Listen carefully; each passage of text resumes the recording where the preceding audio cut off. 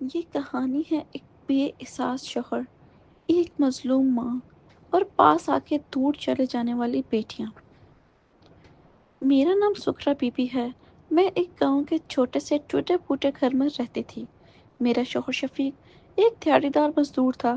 غریبی نے ہمیشہ ہمارے دروازے پہ دستک دی تھی، لیکن میرے لیے میری دنیا میری 5 بیٹیاں تھیں: زلیخا، رانی، زینب، بسمہ اور نور۔ جب بھی انہیں دیکھ کر مسکراتی تھی تو لگتا تھا زندگی کا بوجھ ہلکا ہو گیا ہے، لیکن میرے شوہر کے لیے وہ بوجھ ہی تھیں۔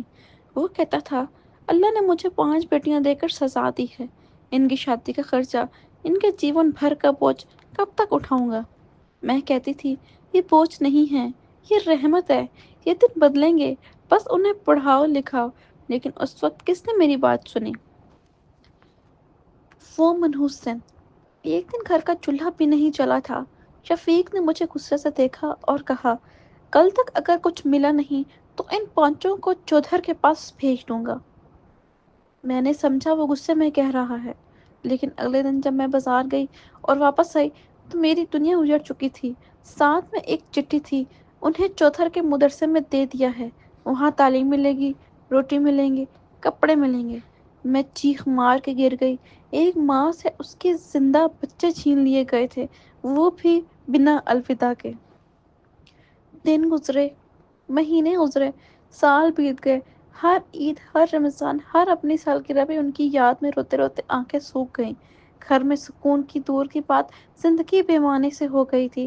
ہر رات جب چھت پہ بیٹھ کر تارے دیکھتی تو ایک ہی دعا کرتی تھی، یا اللہ، میری بیٹیوں کو خوش رکھنا، انہیں سنبھال لینا، اور اگر ممکن ہو تو ایک دفعہ ملوا دینا۔ شفیق روز روز سخت ہوتا گیا۔ آخر ایک دن اسے ہارٹ اٹیک ہوا اور بنا معافی مانگے، بنا کچھ کہے چلا گیا۔ اس کی موت کے بعد میں نے فیصلہ کیا، اب ڈر کے جینے کا کوئی فائدہ نہیں، اپنی بیٹیوں کو ڈھونڈ کر رہوں گی۔ اگر وہ مجھے اپنائیں گی تو زندگی کا سفر دوبارہ شروع ہوگا، اگر نہیں تو کم از کم ایک دفعہ انہیں دور سے دیکھ کر مر جاؤں گی۔ میں چپ چاپ کر کے ایک بس میں کراچی تک گئی، صرف اتنا معلوم تھا کہ وہ کسی مدرسے میں ہے۔ 3 دن گھومتی رہی، بھوک سے بے ہوش ہو گئی۔ آخر ایک دن ایک بزرگ مدرسے کے باہر ملے۔ اس نے پوچھا، زلیخا، زینب، نور، یہ نام سنا ہے؟ وہ مسکرائے، یہ تو ہماری فخر ہے، عالم بن گئی ہیں، تعلیم بھی دیتی ہیں، قرآن، تفسیر، حدیث سب میں ماہر ہیں۔ میں چکر کھا کر بیٹھ گئی۔ وہ پل، وہ سوال۔ اگلے دن جب ان کی کلاس چھٹی تو میں ایک کونے میں چپ کر کر انہیں دیکھتی رہی۔ سب سے چھوٹی نور نے مجھے پہچان لیا۔ وہ ڈھونڈ کر آئی، مجھے گلے لگایا۔ اس کے آنسو میرے دوپٹے میں، سمجھ نہیں آ رہی تھی کہ درد کے تھے یا خوشی کے۔ اس نے صرف اتنا کہا، امی، آپ نے ہمیں کیوں چھوڑ دیا تھا؟ میری روح کا ذرا ذرا ٹوٹ گیا۔ میں چیخ بھی نہیں سکی، بس اس کی آنکھوں میں دیکھ کر روتے رہی۔ مجھے لگتا تھا وہ مجھے گلے لگائے گی، معاف کر دے گی، لیکن اس کی آنکھوں میں صرف سوال تھا، اور وہ آج تک وہاں ہے۔ آج بھی میں ان کے ساتھ رہتی ہوں، وہ میری سیوا کرتی ہیں۔